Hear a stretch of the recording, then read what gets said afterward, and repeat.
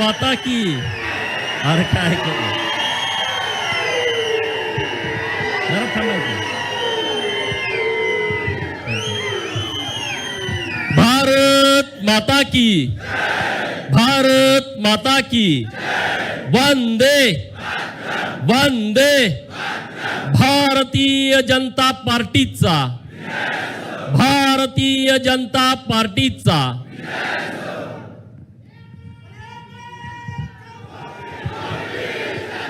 आज सांगली शहरामध्ये 18 तारखेला मी काही जतमध्ये बोललो. 18 तारखेनंतर महाराष्ट्रामध्ये त्या विषयावरती बरीच चर्चा झाली. 19 तारखेला सकाळी 11 साडे 11 वाजता राज्याचे लोकप्रिय मुख्यमंत्री यांचा मला फोन आला आणि त्यांनी मला सक्त सूचना दिल्या की अशा पद्धतीचं परत बोलायचं नाही आहे. आणि मी लगेच जिल्हाधिकारी सांगली कार्यालयाच्या समोर येऊन मी सर्वच्या समोर सांगितलं की माननीय मुख्यमंत्री महोदयांच्या मला सक्त सूचना आहेत आणि अशा पद्धतीचं मी वक्तव्य करणार नाही. आणि तत्पूर्वी त्यांना शरदचंद्रजी पवारांचा फोन गेला होता आणि तेही माननीय मुख्यमंत्री महोदयांनी मीडियामध्ये सांगितलं. पवारांच्याकडून पण मीडियामध्ये ते आलं होतं. आणि मग मी सांगितलं की मी इथून पुढं असं वक्तव्य करणार नाही. माननीय चंद्रकांत दादांचा फोन आला, त्यांनी मला सूचना दिल्या की जे ज्येष्ठ नेते आहेत त्यांच्याबद्दल आपण असं बोलू नये. आणि मी म्हटलं ठीक आहे, मी इथून पुढे या विषयावरती बोलणार नाही. हे कधी घडलं? 18 तारखेला मी बोललो, 19 तारखेला मला सूचना आल्या आणि 18, 19, 20, 21 नंतर 22 तारखेला सांगली शहरामध्ये महाराष्ट्राची संस्कृती वाचवा अशा बॅनर खाली एक सभा पार पडली. आणि त्या सभेमध्ये जे काही वक्तव्य केली गेली आणि त्याच्यावरती आपल्या सर्वांचे नेते पालकमंत्री चंद्रकांत दादांनी 25 तारखेला, म्हणजे 22 तारखेला झालं होतं, 25 तारखेला ग्रामीण भारतीय जनता पार्टीच्या कार्यालयाचं उद्घाटन होतं. आणि त्या सभेमध्ये चंद्रकांत दादांचा रुद्रावतार मी पहिल्यांदा पाहिला, तुम्ही पाहिला आणि अखंड महाराष्ट्राने पाहिला. आणि त्यांनी त्यामध्ये भूमिका व्यक्त केली की तुम्ही ज्या चुकीच्या पद्धतीनं बोललाय त्याच्यावरती आम्ही इशारा मोर्चा 1 ऑक्टोबरला सांगलीमध्ये काढतोय आणि तुमचा जो जातीयवादी विकृतीचा रावण आहे तो आम्ही जाळणार आहे. ही भूमिका माननीय चंद्रकांत दादांनी मांडली. आणि मग आता ठीक आहे, मला पार्टीनं मला सक्त सूचना दिल्या, मी या विषयावरती बोलायचं नाही, मी गप्प राहिलो. परंतु सांगलीच्या सभेमध्ये मला तर तुम्ही शिव्या दिल्याच. ठीक आहे, मी तुम्हाला बोललोय, मला तुम्ही गोप्या म्हणताय, माझ्या आईला शिव्या देताय, माझ्या सगळ्या खानदानीवरती तुम्ही बोलताय. माझे सहकारी मित्र, शेतकऱ्यांचे, कष्टकऱ्यांचे नेते, ते काय उगेच असे पुढारी झाले नाहीत सदाभाऊ. आता त्याने सांगितलं 265 केसेस झालेत. तुम्ही गेलाय का जेलमध्ये कधी? सतरंजीवर झोपलाय का जेलमध्ये? ताटात वाटे आणि ताट घेऊन तिथं जेवण लाईनमध्ये घेतलंय का तुम्ही शेतकऱ्यांच्यासाठी? तुम्ही त्यांच्या आईवरती बोलताय, म्हणे माझं पाय तोडतो, माझा हात तोडतो. पोरं निघाली होती त्याला उचलून आणायला. ठीक आहे, इथंपर्यंत ठीक आहे.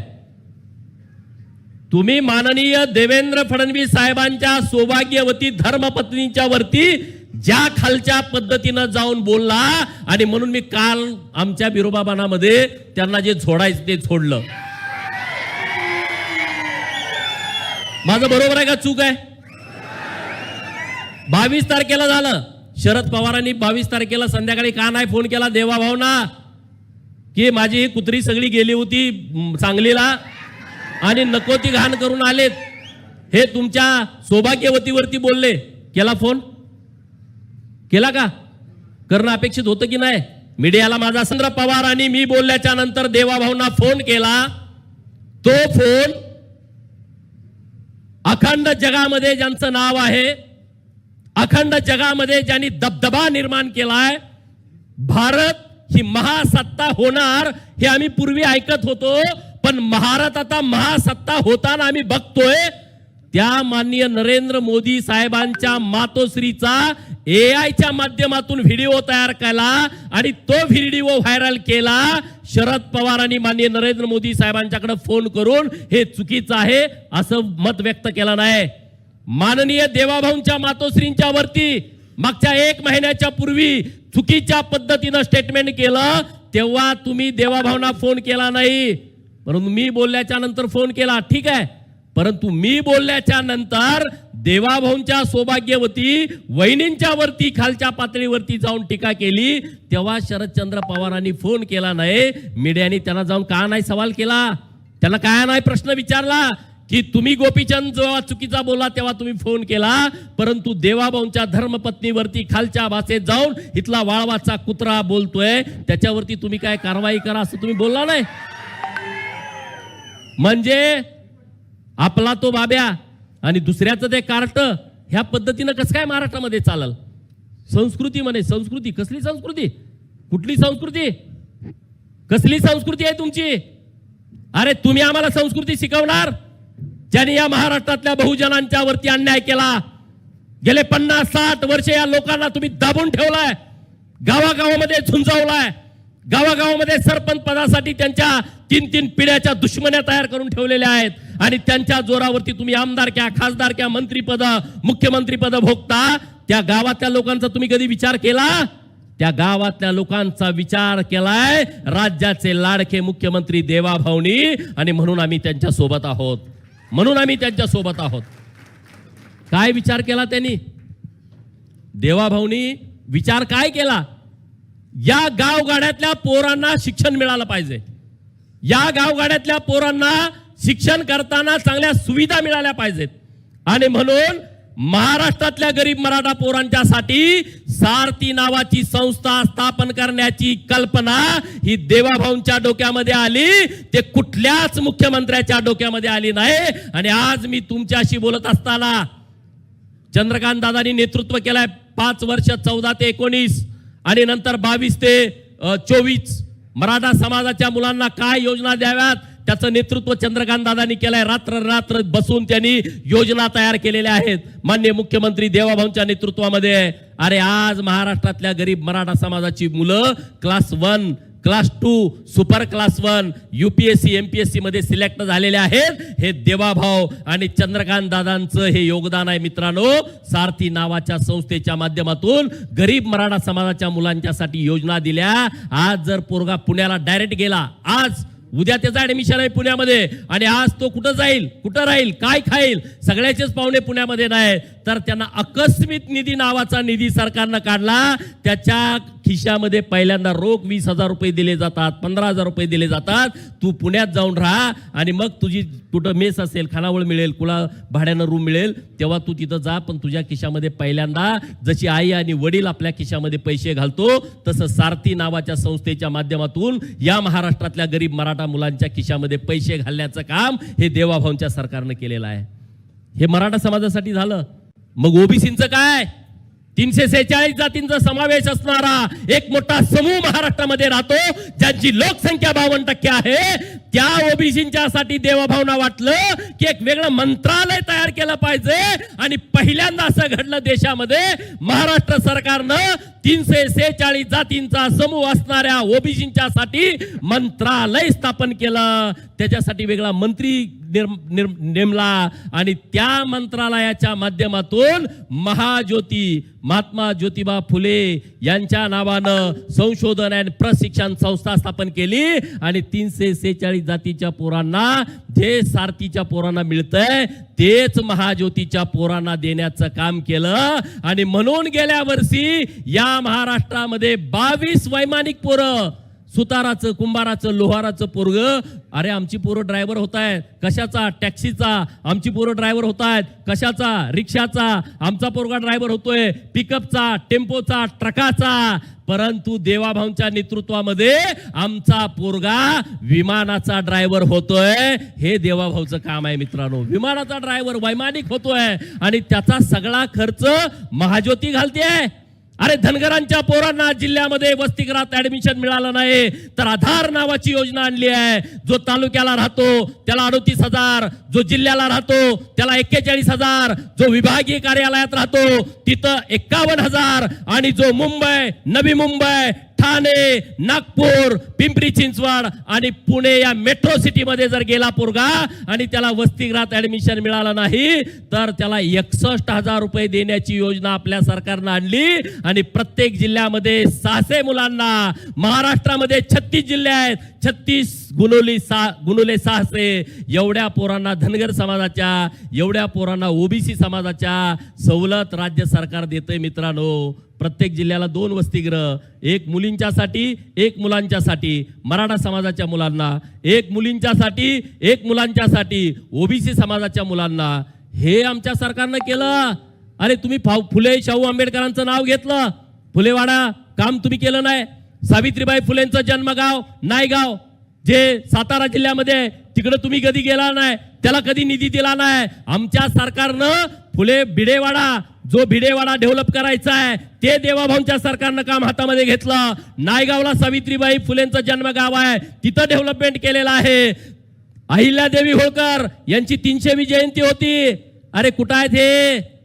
हा माणूस अहिल्यादेवीच्या जयंती दिवशी वाळवा तालुक्यात फोन करत होता, जयंतीचे कार्यक्रम कुठे आहेत, मला तिथं हार घालायला यायचं आहे, म्हणजे याला फोटो टाकायचा आहे, ट्विट करायचा आहे, फेसबुकला टाकायचा आहे.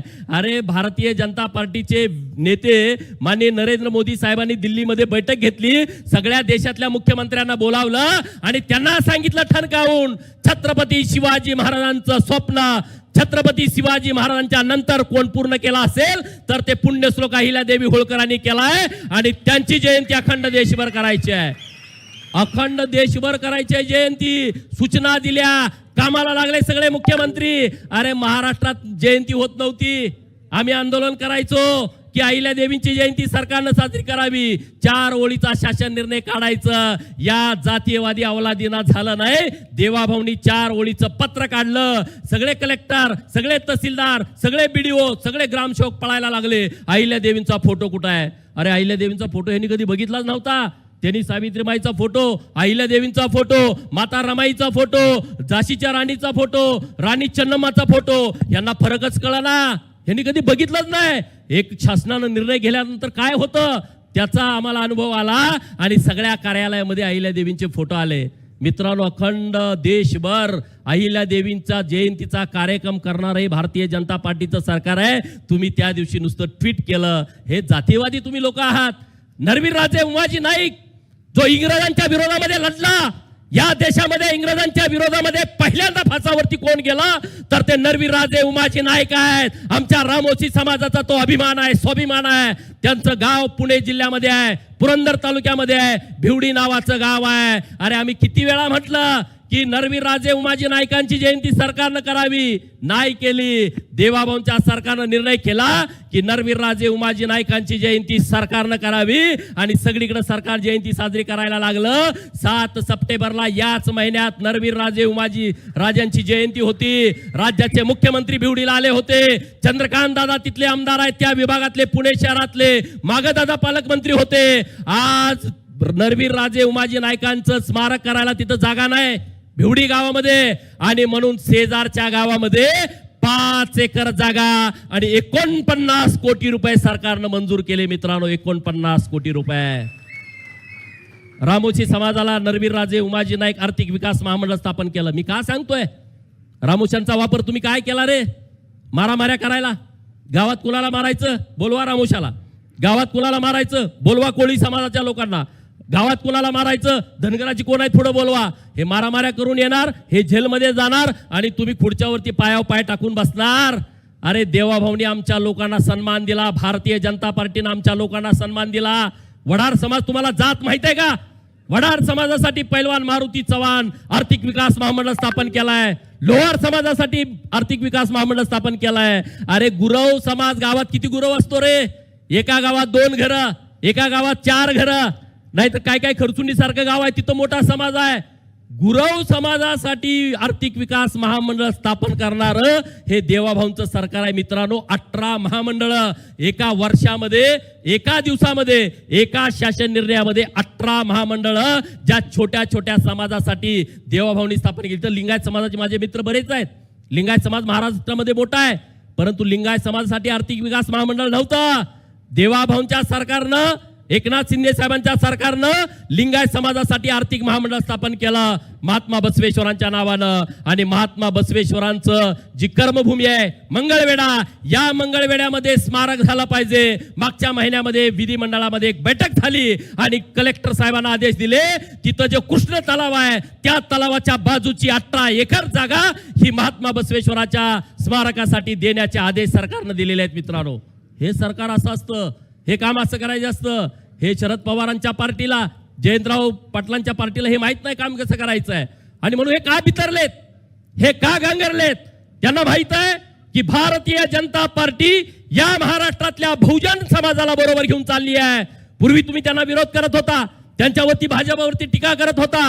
ही ब्राह्मणांची पार्टी आहे, ही व्यापाऱ्यांची पार्टी आहे. आज गावगाड्यातल्या पोरांना वाटतंय ही पार्टी आमची आहे, ही पार्टी आमची आहे, ही आमचा हक्क आहे.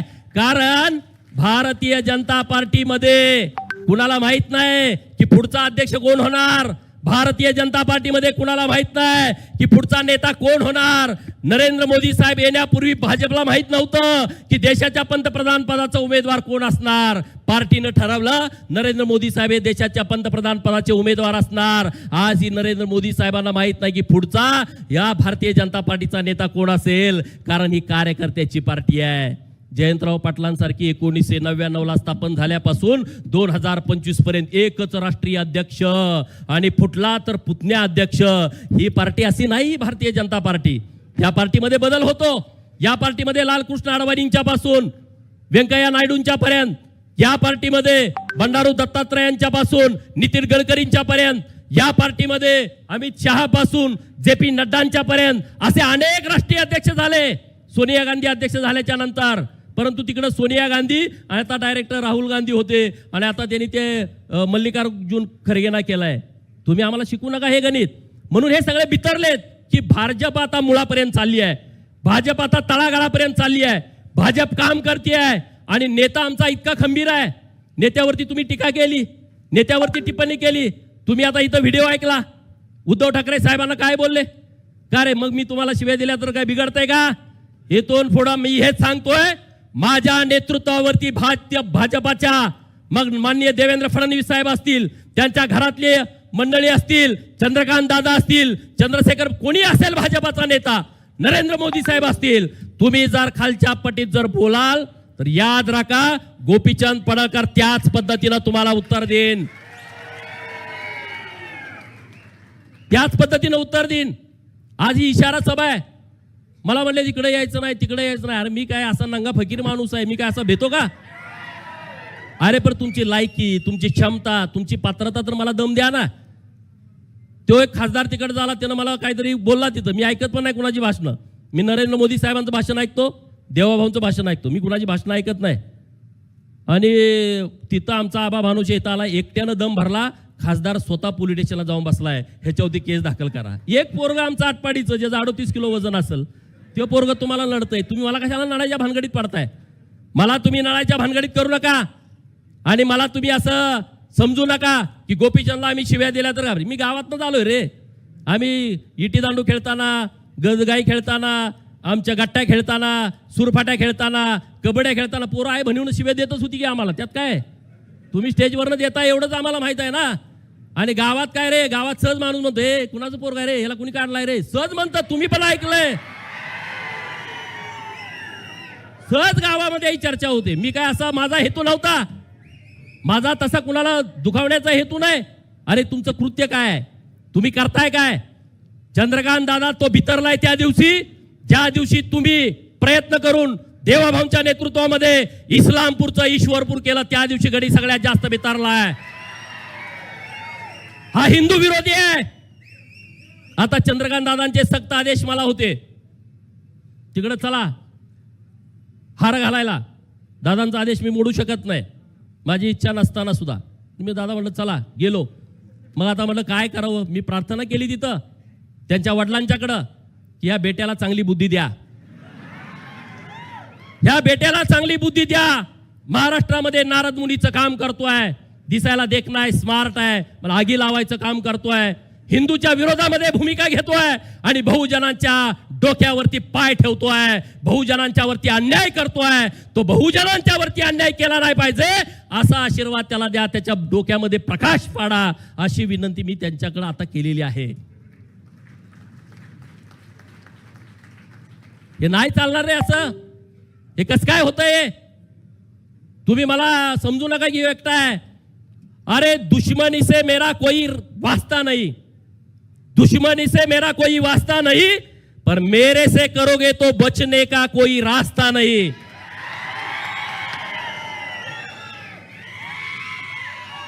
मी सहज कुणाच्या नादाला जात नाही, परंतु माझ्या पार्टीच्या नेतृत्वाबद्दल तुम्ही बोलाल तर माझी तळपायाची आग मस्तकामध्ये जाते. कारण माझ्या पार्टीनं या महाराष्ट्राच्या कल्याणाचं काम केलं आहे. या पार्टीनं महाराष्ट्रामध्ये दुष्काळ मुक्त करण्याचं काम केलंय महाराष्ट्राला. अरे आपण ज्या जिल्ह्यात आहे त्या जिल्ह्यातली तुम्ही अवस्था बघा. जत, कवटेमंकाळ, तासगावचा पूर्व भाग, मिरजचा पूर्व भाग, खानापूर पूर्वीचा आताचं भवानीनगर ज्याला आपण म्हणतोय, कडेगाव, पलूस, तिकडचा पलीकडचा मान, खटाव, कोरेगाव, फलटण, तिकडं मंगळवेढा, सांगोला, माळशिरसचा अलीकडचा दक्षिणेकडचा भाग, लांबचं मी सांगत नाही काय अवस्था होती. तिकडं शिराळ्याचा भाग, वकुडे बुद्रुक योजना तुमची का नाही पैसे दिले तुम्ही? तुम्ही तर जलसंपदा खात्याचे मंत्री होता, तुम्हाला पैसे देता आले नाहीत. का नाही देता आले? कारण तुमची भावना नाही. अरे इथून 800 किलोमीटर नागपूर आहे, तिथला मुख्यमंत्री आमचा दुष्काळ मिटवतोय, मराठवाड्यासाठी मराठवाडा वॉटर ग्रीड सारखी योजना आणतोय, विदर्भातल्या तिथल्या लोकांच्यासाठी नदी जोडचा प्रकल्प आणतोय. हा नेता काम करणारच ना. तुम्ही ब्राह्मणांना शिव्या देता. पृथ्वीराज भाईंनी इथं विषय काढला, ब्राह्मणांना शिव्या, टार्गेट, एखादं कोणी बोललं फोनवर शिव्या. का रे ब्राह्मणांना तुम्ही समाजाला कशा काय शिव्या देऊ शकता? एखाद्या व्यक्तीला तुम्ही विरोध करू शकता, एखाद्या व्यक्तीवरती तुम्ही टीका टिप्पणी करू शकता, अख्खा ब्राह्मण समाजाला तुम्ही टार्गेट कसं काय करू शकता? काय रे, काय अशी पद्धत आहे? ही कुठली संस्कृती आहे? कुठले हे संस्कार आहेत तुमचे?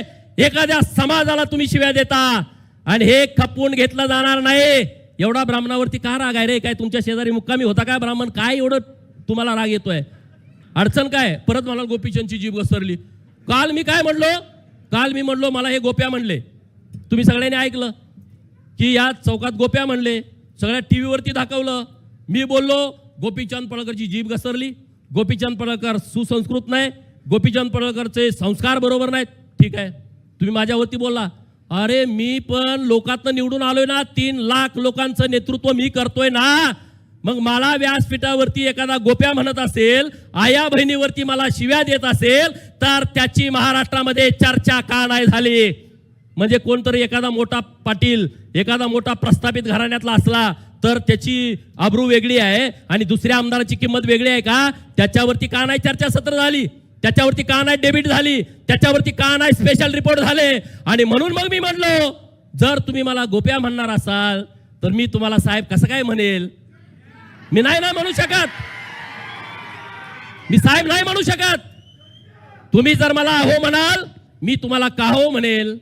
तुम्ही जर मला अरे म्हणाल मी तुम्हाला का रे म्हणेल. तुम्ही जर माझ्या एक कानाखाली दिली तर मी 2 देईन. माझा स्वभाव आहे. एका बाजूने संस्कार होणार नाहीत, दुसऱ्या बाजूने पण झाले पाहिजेत. आणि म्हणून ही इशारा सभा त्यासाठी आहे. तुम्ही जर भारतीय जनता पार्टीच्या नेतृत्वावरती जर टीका टिप्पणी खालच्या लेवलला गेली तर त्याच्या दुप्पट खाली जाऊन मी तुमच्यावरती टीका टिप्पणी करेल. मग ते संस्कार बिंस्कार मला काही गरज नाही, मला त्या संस्कृतीचं काही देणं घेणं नाही. तुमचे महाराष्ट्राचे तुम्ही काय काय ठेकेदार आहे का रे महाराष्ट्राचे? तुम्ही काय बाप लागून गेला का महाराष्ट्राचं? महाराष्ट्र म्हणजे तुम्ही नाही आहे.